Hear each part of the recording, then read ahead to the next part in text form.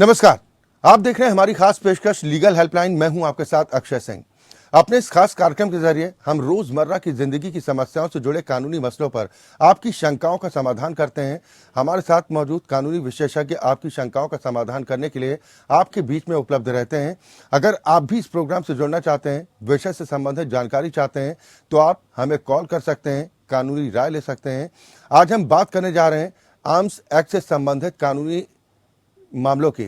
क्या आखिर इससे जुड़े कानूनी अधिकार क्या हैं? हथियार रखने पर कानून का पालन करना पड़ता है। इस कानून को आर्म्स एक्ट के तौर पर जाना जाता है। हथियार से जुड़े कानून को आर्म्स एक्ट की संज्ञा दी गई है। एक्ट लाइसेंस के बिना बंदूकों की मैन्युफैक्चरिंग, बिक्री, इस्तेमाल, ट्रांसफर आदि पर प्रतिबंध लगाता है। एक आदमी आखिर कितने हथियार रखे, इस पर भी प्रतिबंध है। हथियार रखने के लिए लाइसेंस जरूरी है। लाइसेंस के बिना प्रतिबंधित बंदूकें रखने पर 7 साल से लेकर आजीवन कारावास तक की कैद और जुर्माने का प्रावधान रहता है। तो ये तो थी बुनियादी जानकारी। साथ ही आर्म्स एक्ट से जुड़े कानूनी पहलुओं की ज्यादा जानकारी देने के लिए हमारे साथ मौजूद रहेंगे बेहद खास मेहमान। लेकिन आज का सवाल हम आपको बता देते हैं कि आज आखिर सवाल क्या है। आर्म्स एक्ट से जुड़ी अगर कोई भी जानकारी आप हमारे साथ लेना चाहते हैं तो आप हमारे साथ इस कार्यक्रम के माध्यम से जुड़ सकते हैं। हमारे साथ कानूनी विशेषज्ञ परमानंद पांडे जी हमारे साथ जुड़े हैं। पांडे जी, बहुत स्वागत है आपका हमारे साथ इस कार्यक्रम में शामिल होने के लिए। हम अपने दर्शकों से भी अपील कर रहे हैं कि अगर इस विषय से संबंधित कोई भी समस्या अगर आपके जहन में है, किसी तरह का कोई सवाल आपके जहन में चल रहा है, तो अब आपको परेशान होने की जरूरत नहीं है। आप हमारे साथ इस कार्यक्रम के माध्यम से जुड़ सकते हैं। फोन लाइन्स खुल चुकी हैं और टेलीविजन स्क्रीन पर जो नंबर फ्लैश हो रहे हैं उन नंबर्स पर कॉल करके आप हमारे साथ इस कार्यक्रम का हिस्सा बन सकते हैं। अगर आपका हथियार रखने या फिर इस्तेमाल करने से जुड़ा कोई सवाल है तो आप हमें फोन कर अपनी राय ले सकते हैं। फोन लाइन्स लगातार आपकी टेलीविजन स्क्रीन पर फ्लैश होंगे, जिसके माध्यम से आप हमारे साथ इस कार्यक्रम का हिस्सा बन सकते हैं। आज हम बात आर्म्स एक्ट से जुड़ी कानूनी जानकारी को लेकर बातचीत कर रहे हैं। मैं सबसे पहले परमानंद पांडे जी आपके पास आऊंगा। आर्म्स एक्ट के बारे में थोड़ा आप डिटेल से जानकारी दर्शकों को दीजिए कि आखिर आर्म्स एक्ट है क्या और इसको लाने की जरूरत क्यों पड़ी। देखिए, आर्म्स एक्ट ये बहुत पुराना एक्ट है वैसे तो जी। 1878 में बनाया था अंग्रेजों ने, लेकिन भारत में नए सिरे से ये एक्ट बना 1959 जी। 1959 में बना। फिर बाद में इस पर अमेंडमेंट हुआ 2019। एक्ट के कि आप कोई भी व्यक्ति हथियार रखना चाहता है तो हथियार रखने की उसके सीमा होती है जी। हथियार क्यों रखा जाएगा? हथियार रखने का कारण यह है कि आदमी केवल आत्मरक्षा के लिए, जैसे किसी के घर में चोरी, डकैती, बलात्कार, कुछ ढंग की घटना होती है, या कोई आदमी किसी को मारने पीटने के लिए आता है, तो आत्मरक्षा में उसको हथियार रखने का अधिकार दिया गया है। लेकिन यह अधिकार केवल उसी हद तक सीमित है तो इसका आत्मरक्षा में उपयोग है। ये नहीं कि आप अनाप शनाप किसी प्रयोग करते रहे जी। ये इसका उद्देश्य केवल इस पर नियंत्रण रखा जाए कि हथियार को लोग नियंत्रित ढंग से आत्मरक्षा में ही प्रयोग कर सकें और इसका नियमन किया जाए, नियम की किस ढंग से इसे किस नियम के साथ रखा जाए। यही आर्म्स एक्ट का उद्देश्य है, यही इसका मोटिव है। अन्यथा जी जी जी जी अपनी बात पूरी कीजिए सर। मैं अपनी बात यही कह रहा था कि इसका उद्देश्य है कि नियंत्रण रखा जाए, नियमन हो। ये कुछ कार्यों के लिए ही रखे जा सकते हैं, ज्यादा ऐसा नहीं कि दुरुपयोग किया जा सके। जी, आपने अभी जिक्र किया कि आर्म्स अमेंडमेंट एक्ट 2019 लागू हो चुका है। यह कानून आर्म्स एक्ट 1959 में संशोधन करके लाया गया। आर्म्स एक्ट में जो बुनियादी बदलाव हुए हैं पहले के अलावा अब कितना डिफरेंस आपको दिखता है, कितने चेंजेस? देखिए, आपने ठीक सवाल पूछा कि 1959 का मुख्य हमारे यहाँ का एक्ट है जी। वो अंग्रेजों के एक्ट को छोड़ दीजिए, लेकिन 1959 का जो एक्ट है उसमें और इसमें दोनों में अंतर है और काफी अंतर है जी जी। पहले ये था कि हर व्यक्ति को चाहे तो जिसको मिलता था वो 3 हथियार रख सकता था, लेकिन अब नए एक्ट के तहत केवल 1 हथियार रखने का तो इजाजत मिलती है। अब पहले एक्ट में यह था कि राजा हैं, महाराजा हैं, बड़े लोग हैं, जमींदार हैं, तो उनके लिए रखते थे कि 1 नहीं वो 3-3 हथियार रख लेते। आज की स्थिति यह है कि 2019 के एक्ट में सबसे बड़ा बदलाव यह किया गया है कि वो 3 नहीं अब केवल एक हथियार रखेगा, वो भी आत्मरक्षार्थ रखेगा, और वो कैसे कैसे उपयोग करेगा उसके लिए बाकायदा नियमावली है, पूरे नियम का पालन करना पड़ेगा। ये मुख्य परिवर्तन हुआ है। जी, अगर कोई व्यक्ति हथियार का लाइसेंस हासिल करना चाहता है तो लाइसेंस हासिल करने के लिए प्रक्रिया क्या अपनानी होगी उसे? ये प्रक्रिया में कोई खास बदलाव नहीं। ये पहले प्रक्रिया थी, उस प्रक्रिया में ये है कि पहले तो ये एप्लीकेशन देनी पड़ेगी, प्रार्थना पत्र देना पड़ेगा जी। वो प्रार्थना पत्र जो है जिले के या कहीं जहां पर सुपरिंटेंडेंट ऑफ पुलिस हो उसके पास दिया जाएगा, जहां कलेक्ट्रेट है वहां पर डिप्टी कमिश्नर ऑफ पुलिस को दिया जाएगा। वहां उसके एप्लीकेशन पर पूरी जांच पड़ताल होगी कि क्या इस व्यक्ति का कोई आपराधिक इतिहास है। अगर इसका आपराधिक इतिहास है तो उस पर वो क्या रिपोर्ट करते हैं, और अगर आपराधिक इतिहास नहीं है तो इस व्यक्ति को क्या क्या हैसियत है, क्या इनकम टैक्स पेई है, क्या इस ढंग का इसको क्या जरूरत पड़ गई कि इसके लिए इतनी खतरा पड़ गया, खतरा हो गया कि इसको आर्म्स की जरूरत पड़ गई। तो ये बेसिक जानकारी है कि सबसे पहले उसके एप्लीकेशन दिया जाता है, प्रार्थना पत्र दरखास्त दी जाती है, उस दरखास्त की बाकायदा जांच होगी, और जांच के बाद अगर सही पाया जाता है कि यह व्यक्ति लाइसेंस पाने का हकदार है तो लाइसेंस के लिए रिकमेंड कर दिया जाता है, और एक बार जब लाइसेंस मिल जाता है तो वो व्यक्ति हथियार को खरीद सकता है। जी, इस पूरी प्रक्रिया में वक्त कितना लगता है पांडे जी? देखिए, ऐसे तो नियम था, इसमें 2 महीने से ज्यादा का समय नहीं लगना चाहिए। जी जी। लेकिन कहते हैं ना कि प्रभाव का भी कई बार प्रभाव पड़ता है।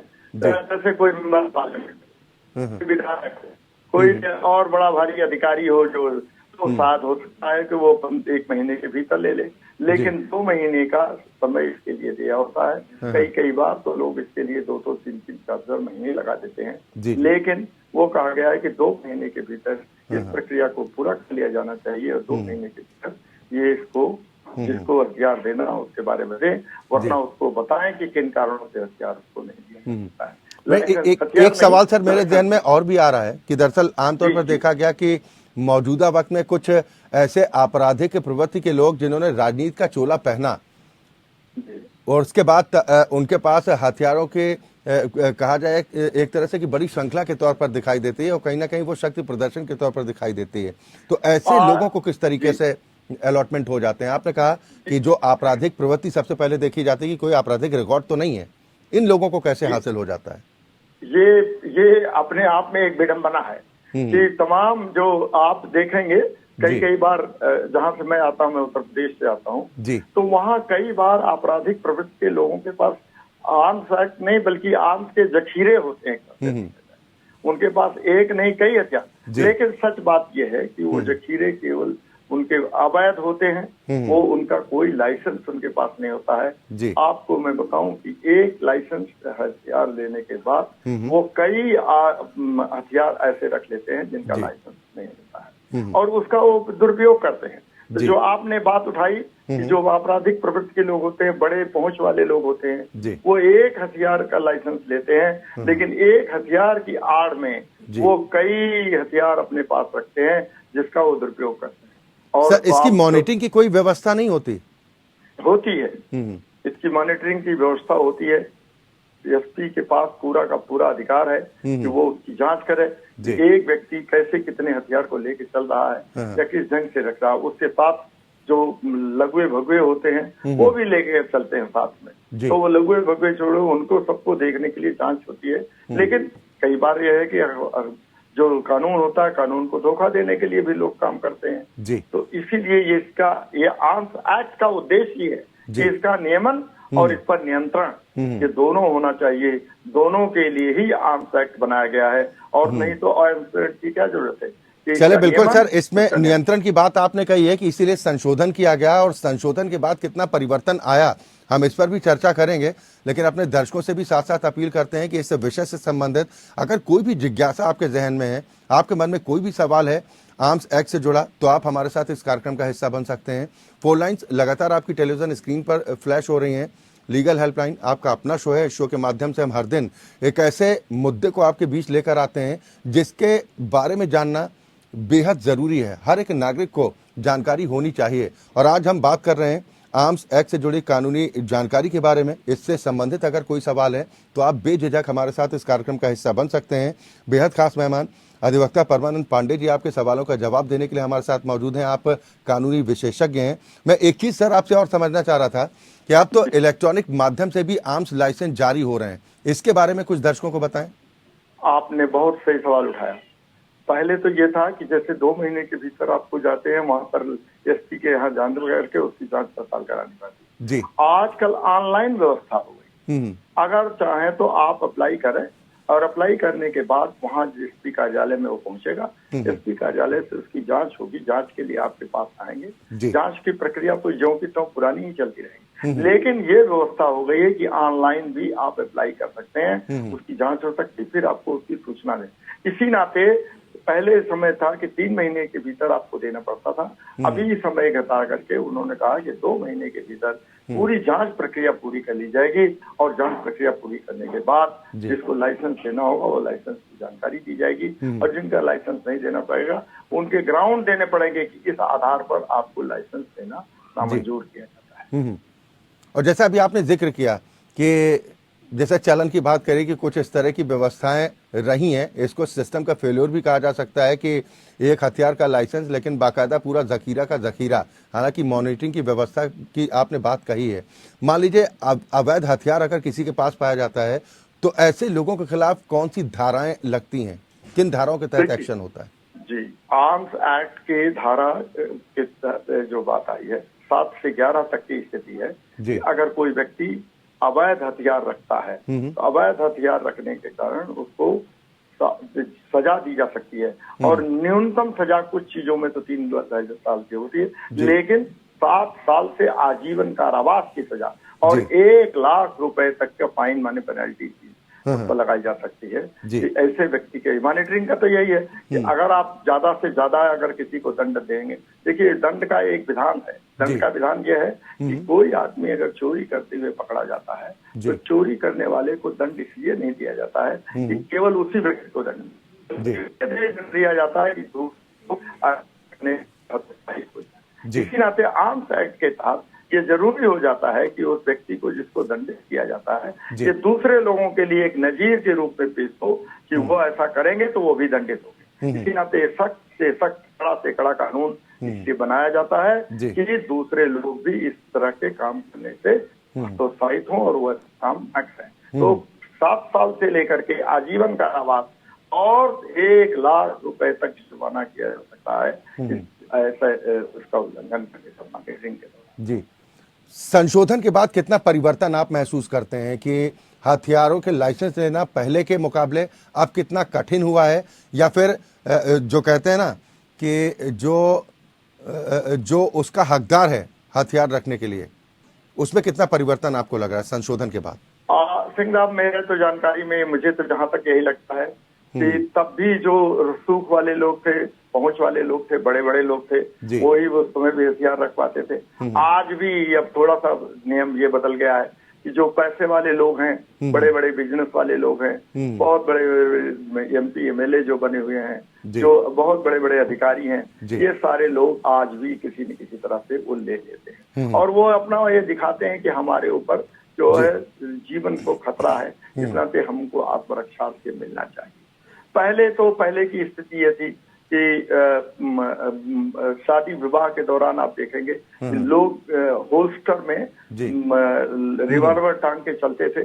वो एक तरह का आत्मरक्षार्थ नहीं होता, वो एक तरह से धौंस जमाने के लिए रखते थे लोग हथियार। और आज भी बहुत सारे लोग ऐसा है जो धौंस जमाने के लिए हथियार को रखते हैं। वरना किसको कितना इतना कहते हैं कि जब किसी के ऊपर आफत आ जाते होती है, जिसका जीवन जाने को होता है, तो चाहे कितनी भी सुरक्षा कर ली जाए वो सुरक्षित नहीं, वो बच नहीं पाता। ये तो स्थिति है थी, लेकिन है तो चूंकि कानून बना हुआ है कि आत्मरक्षार्थ ऐसा मिलना चाहिए, तो आत्मरक्षार्थ वह कानून दिया जाता है, लेकिन इसका दुरुपयोग बहुत होता है। पहले और आज में हमको तो ये लगता है कि अब ज्यादा लोग हथियार पाने लगे हैं, उनको ज्यादा लोगों को लाइसेंस मिलता है अपेक्षाकृत पहले बड़े बड़े जमींदार लोग पाते थे, बहुत बड़े बड़े राजा महाराजे लोगों के पास होते थे, कई लाइसेंस होते थे। आज भी एक लाइसेंस लेकर के जो आपने कहा ना जखीरे बना लिए लोगों, इस ढंग की स्थिति बनी है। तो दुरुपयोग तो बहुत रुका नहीं है मेरे ही समझ में, जो मैं अपने अनुभव के आधार पर। जी,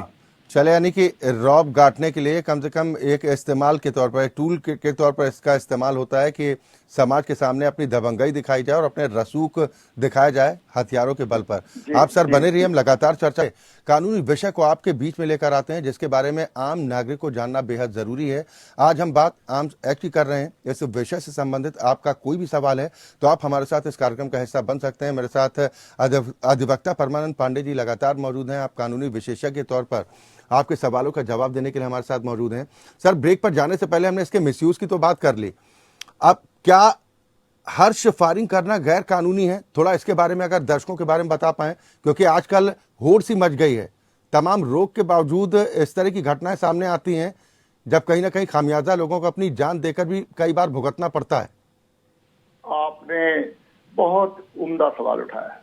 ये जो हर्ष फायरिंग जिसको कहते हैं, सेलिब्रेटरी फायरिंग जी, जो माने एक तरह का फेस्टिव फायरिंग जिसको मना रहे हैं आजकल, तो आपको हम बताएं कि छात्र संघ के चुनाव होते हैं। छात्र संघ के चुनाव में जो व्यक्ति जीतता है जी, जी, वो अपने समर्थकों के साथ कहता है कि फायरिंग करो। और फायरिंग में कई बार कई जगहों पर हमने कई विश्वविद्यालयों में देखा है कि वहां पर घायल हो गए हैं। शादी और विवाह की स्थिति में जहां पर ऐसी है, शादी विवाह होते हैं तो उसमें कहते हैं कि सबसे बढ़िया चीज तो यह है कि पहले फायरिंग करो, फायरिंग करके दिखाओ। तो उसमें ऐसा है कि कई बार नौसिखिए लोग होते हैं जो चलाते हैं, कोई उनको ट्रेनिंग तो होती नहीं, तो ऐसी जगह फायरिंग कर देते हैं कि वो किसी दूसरे को लग जाता है। मैंने कुछ दिन पहले तो एक खबर ऐसी पढ़ी थी कि वो दुल्हन को ही लग गई थी जी, जी, जी, गोली, और वो गोली लगने से दुल्हन की मौत हो गई। तो हर फायरिंग के विषाद फायरिंग में बदल जाती है। ये इस ढंग की घटना हो रही है। और ये घटना आपको बताएं कि पहले तो कम होती थी, क्योंकि पहले कम लोगों के पास ये हथियार